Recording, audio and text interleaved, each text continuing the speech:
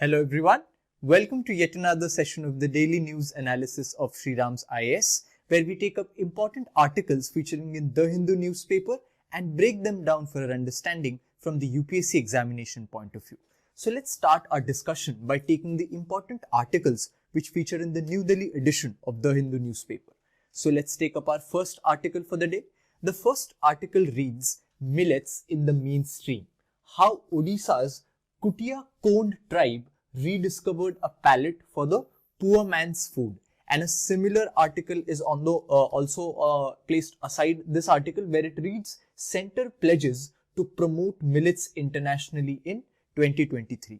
Now both these articles have one thing in common, and that is the millets. So what does this article say? The article is appearing in the newspaper as a form of a success story of a tribe known as the Kutia Kond tribe, who belong to Odisha state, where millets some years ago used to be a staple food for these tribal populations. But slowly the prevalence of millet production and millet harvest in their agricultural pattern started to deplete. And with now intensified efforts from all state governments, central government and the NGOs and the tribal population, what these people have managed to do is to revive the production of millets in this state, in this region for these tribal people, where earlier if they were used to grown only 5 types of millets, currently they are growing 12 types of millets. So this article gives a success story as to how earlier the millets were there, but then they waned out in production and now their production is increased again. So what led to this success story,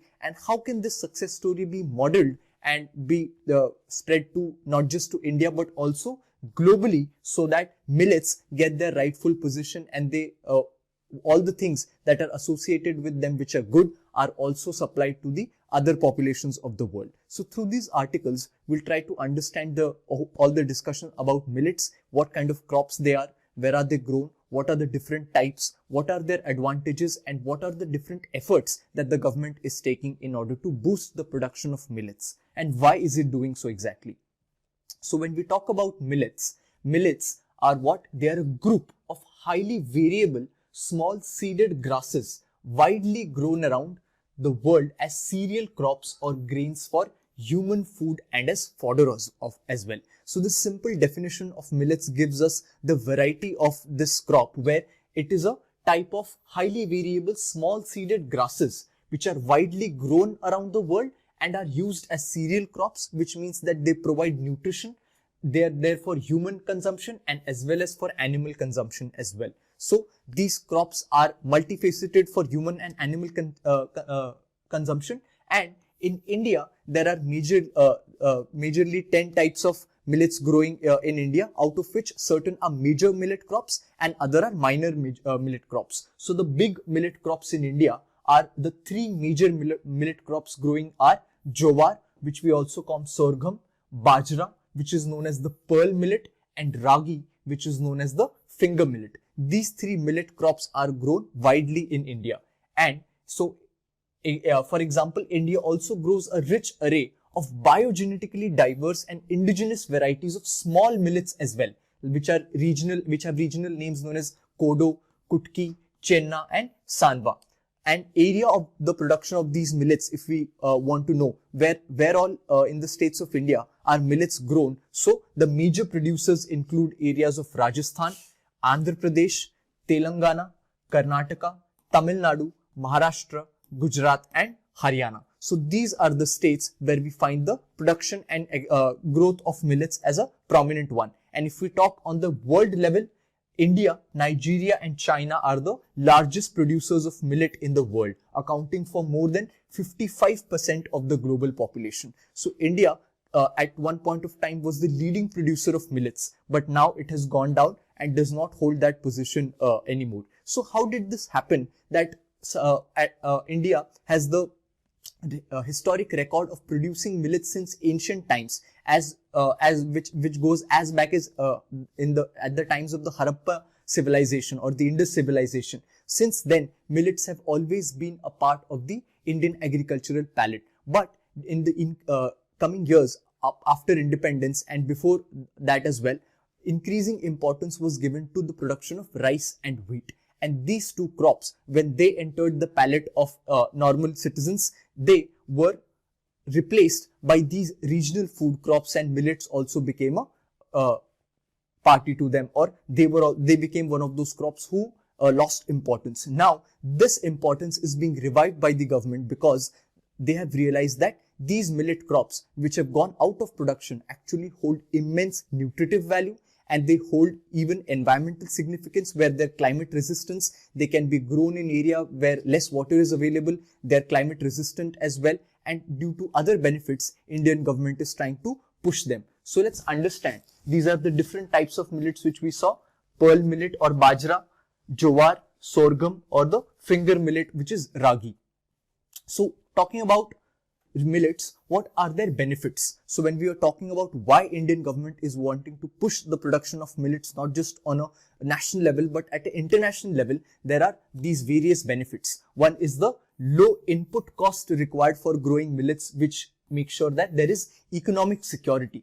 These cereals are good for the soil, have shorter cultivation cycles, and require less cost intensive cultivation. So this makes for a economic cultivation which anyone can do. Second is their very important benefit, that is of them being climate resilient. They require very less water to grow, and these unique features make millets suited for and resilient to India's varied agroclimatic conditions. So they are climate resilient as well. Then with that, they are drought tolerant as well. So these cereals are not water or input intensive, making them a sustainable strategy for addressing climate change and building resilient agro-food systems. So the impending doom that we have in front of us in the form of climate change and its varied effects, growing of the millets can give us a buffer in that. Then talking about its highly nutritive aspect, where it is touted as the nutri cereal. So it is highly nutritious. It has anti-aging. All these crops have anti-aging, antioxidant properties, anti-diabetic properties. So for example, ragi has the highest calcium content and high iron content, can fight the high prevalence of anemia. So ragi as a single crop has highest calcium content and high iron content as well. And these millets also are gluten free. So this term most of us might have heard in the modern word scenario, where a lot of foods are sought after because they're gluten free. This actually makes a case for a healthy lifestyle. So all of us who want to maintain a healthy lifestyle can go for these gluten free millets. So these are the very benefits of millets, which have their benefits placed in all sectors, and that is why they become important. And when we talk about now, if these were so important, why did they get reduced? So when we are talking about it, due to the increased attention given to growing of the rice and wheat crops actually led to the decline of the millet crops. So the effects of green revolution are a cause of it, where much importance was given to the water intensive crops such as rice and wheat. Deficit mindset, where the current policies are still based on the deficit mindset of the 1960s, where we want to increase our food production anyhow.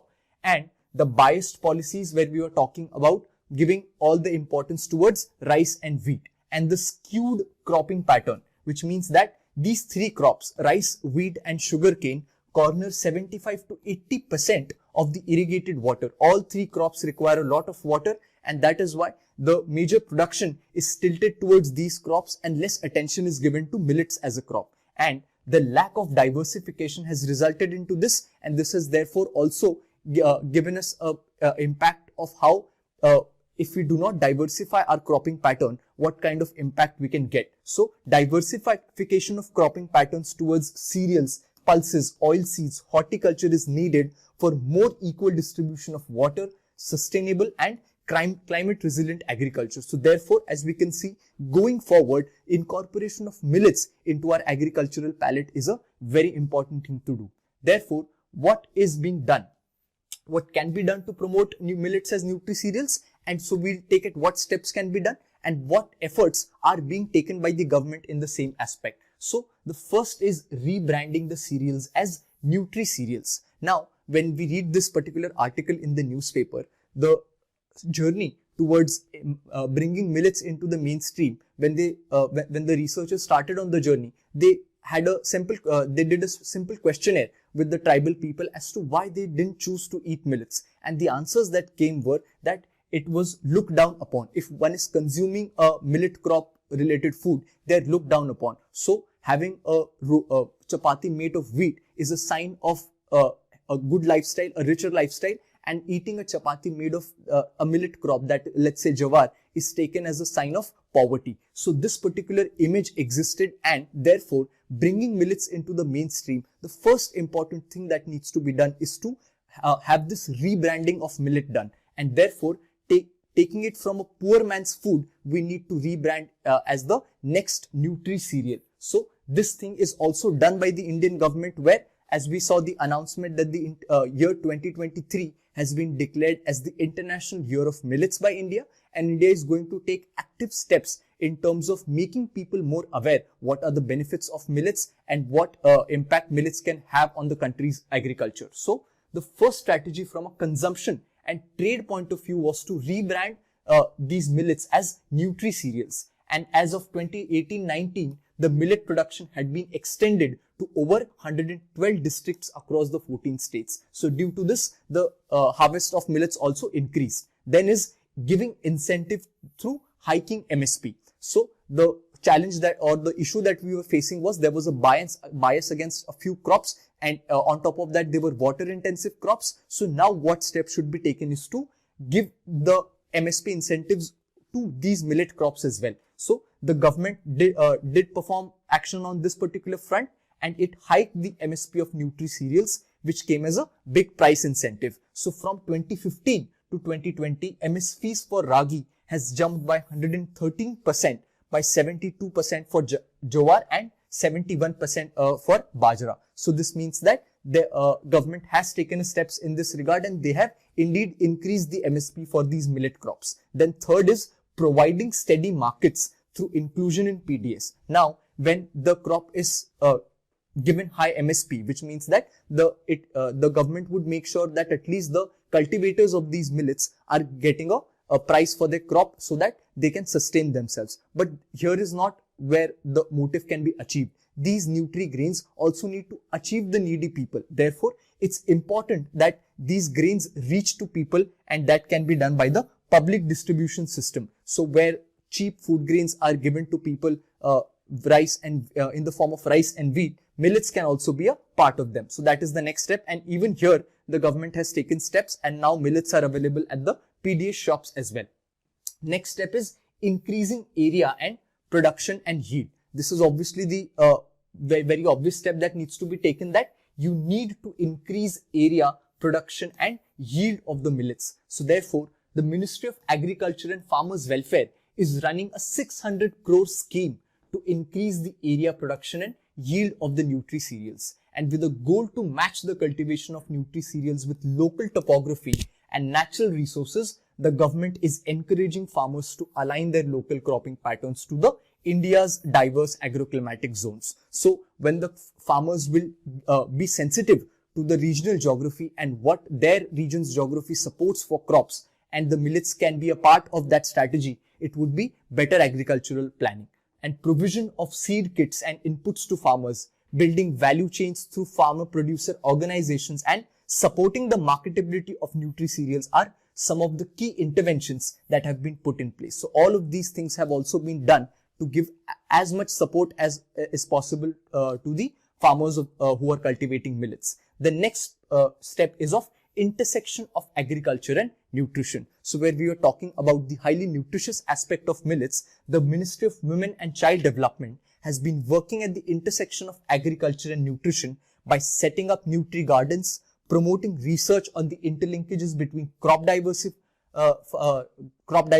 and dietary diversity, and third, running a behavior change campaign to generate consumer demand for nutri cereals. So all of this work is done by the Ministry of Women and Child Development, and millets have also now been included into the Poshan scheme, which is the flagship nutrition ensuring scheme of the Indian government. The millets have also been included in that flagship scheme as well. So these are the benefits of the millets and what steps that should be taken, and the status of these steps being taken by the government in the form of promotion of the production of millets. So we finish our article over here, And let's start with the next article for the day. The next article which appears in the newspaper reads, Supreme Court questions lightning speed of the Election Commissioner's appointment or the EC appointment. Now this particular article appears in the newspaper in the backdrop of a hearing that is going on in the Supreme Court, where a petition was lodged in the Supreme Court seeking an independent mechanism to appoint the election commissioners. So a constitution bench or a 5-judge bench of the Supreme Court. So one can remember that any bench of the Supreme Court which is more than 3-judge bench is known as a constitution bench.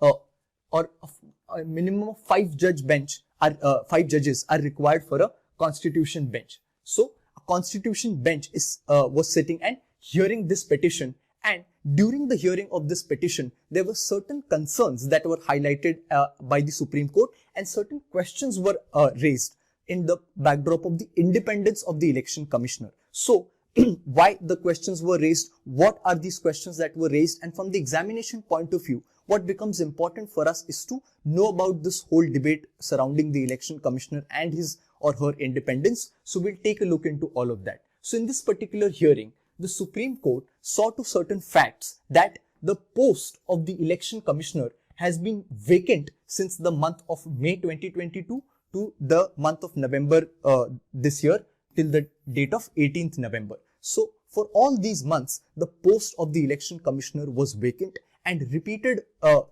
applications were being done to fill this post. And suddenly on Friday, Arun Goyal, who was a former secretary in the Indian government, took voluntary retirement, and on Saturday he was appointed as not the CEC, the election commissioner, and on Monday he took charge as the election commissioner. So citing this, the petitioners have said that there has been a haste in appointing the election commissioner to the election commission, and there is also not much transparency in selecting the particular election commissioner. So, and the other data which the judges have also flagged off is that the chief election commissioner's terms have fallen from over 8 years in the 1950s to less than 300 days since 2004. So it should be noted that the chief election commissioner and other election commissioners under the Indian Constitution have a fixed tenure of 6 years or till they reach the age of 65, whichever is earlier. So these election commissioners cannot have a term less than 6 years. So earlier in the times of 1950s, they used to have terms over 8 years, and now they are having terms less than 300 days, which means that some election commissioners are lasting for even less than a year time period. So they flagged off this as a major development and a worrisome development, because when the question comes on to the appointment of an election commissioner, what basically it raises a question over the independence of functioning of that election commissioner, where if that particular election commissioner does not have a security of the tenure, it gives a dent on the independence of his functioning. So these were some of the questions that were raised by the Supreme Court during this petition. So in their defense, the government replied saying that it was their speedy appointment of the election commissioner, and there is not much reason to worry for the Supreme Court. But the Supreme Court raised these concerns nonetheless. So in this aspect, let's understand few things about the election commission and the election commissioners thereof. So when we talk of the Election Commission of India, or ECI, this is a very important body that exists in our democracy, because this is the body which is responsible for conducting elections in the country. So in a way, this body has a great role to play in terms of maintaining the democratic process in the country. That is why this body has a constitutional status, and originally the commission had only one election commissioner. But after the Election Commissioner Amendment Act of 1989, it was made a multi-member body. So earlier this commission had only one election commissioner. Now after this 1989 amendment, 2 other election commissioners are also added. So the election commission shall consist of therefore one chief election commissioner who is the head, and such other number of election commissioners, if any, as the president may from time to time fix. So remember, the number of 3 is not fixed, and it is if any, right? So any number of election commissioners can be there. Presently, it is one chief election commissioner and 2 election commissioners. How are they appointed And what is the tenure? So as I mentioned, their tenure is for 6 years or up to the age of 65 years, and they're appointed under the seal of the president, which means that the central government would, or the union cabinet would be the one to decide on the name, who would give it to the president, and under the seal of the president, this chief election commissioner and election commissioners would be appointed. So once they're appointed, their salaries and their allowances cannot be changed to their disadvantage while they're in the term, and they enjoy the same status and receive salary and perks as available to the judges of the Supreme Court of India. So they have been given this highest amount of protection simply to ensure their autonomy in their functioning. And the concern is that that same autonomy is being breached where they're not given full terms, their appointment is not done transparently. So all of these are therefore the concerns. Now, what about their removal? So they can resign anytime or can also be removed before the expiry of their term. But how can they be removed? The chief election commissioner can be removed from office only through a process of removal similar to that of a Supreme Court judge by Parliament. So we know how a Supreme Court judge can be removed. He has to be removed by a special majority and a resolution passed for the same in both houses of the Parliament. So the removal of a Supreme Court judge or the impeachment process is kept to be quite a complicated one, and that has been granted to the election commissioner, again simply to ensure his autonomy in functioning. So the removal process is also difficult for the chief election commissioner. But what are some of the limitations attached with the provisions? The first is, and the play of these limitations is what we can see right now in our present polity, that the constitution has not prescribed the qualifications, be legal, educational, administrative or judicial. So since they have not prescribed any qualifications for the members of the election commission, the constitution has not specified the term of the members of the election commission as well. So all of this makes a grey area, and therefore since you do not have a qualification criteria, and who would decide? So the petition also asks that rather than the union cabinet independently appointing a chief election commissioner or other election commissioners, there should be a separate body which should have members from the opposition as well and from the judiciary as well, possibly, to select on the names of the election commissioner. So this particular limitation is often taken advantage by some particular ministries. So then the constitution has not debarred the retiring election commissioners from any further appointment by the government. What happens if they are not debarred from acquiring any appointment by the government after retiring? This makes a case for faltering on their independence and autonomy, where they can be lured by giving perks and opportunities after they finish their requirement. So again, this being a limitation creates a problem. So these are some of the limitations that exist, and we can directly attach them to the concerns that have been raised in the Supreme Court, where there's a question on their independence. So we see certain points over here which question their independence, and also on the serious worrisome trend about them not completing their fixed tenures, where as per the constitution, the Supreme Court says that 6 years tenure or completing 65 years of age is a must for them. So with this, we finish this particular article, and with this, let's move on to our next article for the day. The next article which appears in the newspaper reads, Russia's nuclear icebreakers and militarization of the Arctic. Now this particular article appears in the newspaper because Russia launched its 2 new nuclear powered icebreakers. These icebreakers, as we can see, would be traveling in the harsh region of Arctic Sea and would be doing the job of breaking the ice. So 2 new icebreakers into the Arctic have been inaugurated. They are named Yakutia, and the other name is named Rossiya. These two particular icebreakers, where Rossiya is going to be nuclear powered and is going to be commissioned by the year 2027, and the first one is going to is expected by the end of 2024, which is a 173 meter long with a displacement of up to 33,540 tons and can break through 3 meters of ice. So that is the capacity of these icebreakers, and these are the 2 new ones, and there are 2 existing ones as well with Russia. So the induction of these 4 new icebreakers into its fleet raises certain questions and also makes a case for analyzing Russia's case as to why is it being more interested into the Arctic? Why is it indulging into militarization of the Arctic by propagating and inaugurating such vessels? So we'll take a look at all of that. This is the Arctic region. And which route are we talking about? So on the northern side of the Russia, which is the North Pole and the Arctic is surrounded, this is the region where, and all of these dots are basically the military bases that Russia has prepared with respect to this area. So why is Russia doing so?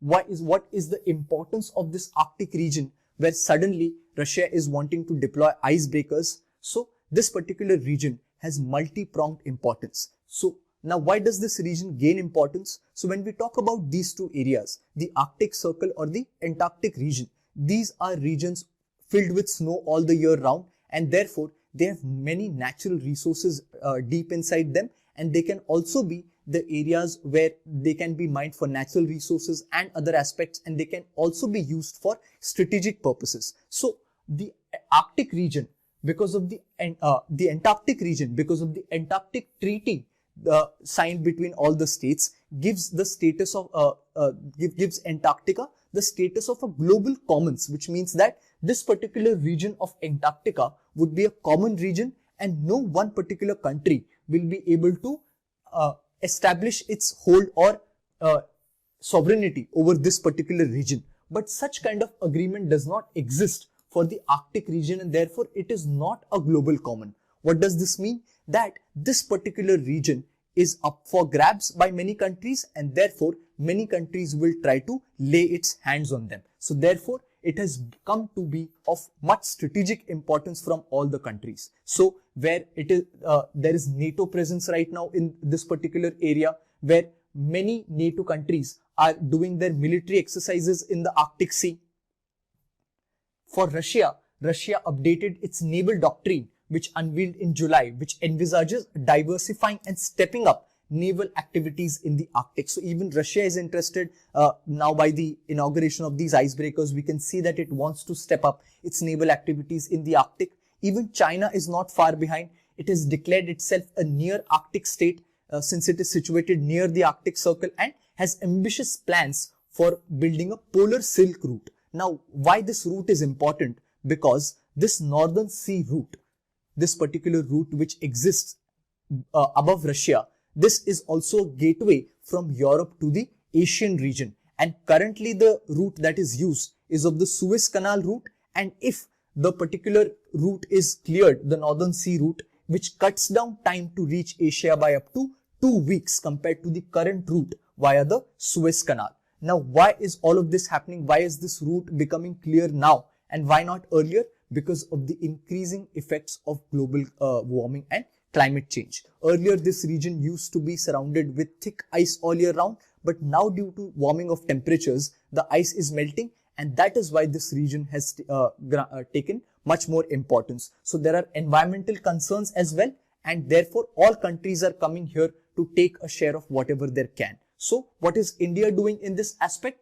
India has also made sure that it has its presence in the Arctic, where since 2007, India has had an Arctic research program with as many as 13 expeditions undertaken till date. And in March 2022, India unveiled its first Arctic policy titled India and the Arctic, Building a Partnership for Sustainable Development. And that is why India is part of the 13 observers in the Arctic Council. Now, this particular Arctic Council is the, one can say, the governing body with respect to the Arctic matters, and all those countries which are part of the Arctic Circle are the members of Arctic Council. This particular Arctic Council is being is not in the greatest of conditions right now, because as Russia is also the part of the Arctic Council, the other members of the Arctic Council have said that they would not attend any meetings of the Arctic Council due to the ongoing Russia-Ukraine war. So this particular functioning of the Arctic Council is also coming into the question, but India is one of the observers of the Arctic Council. So this is the backdrop of information with respect to this issue, and we finished the articles from today's newspaper. We'll meet again next time from the articles, important articles from the newspaper. Thank you.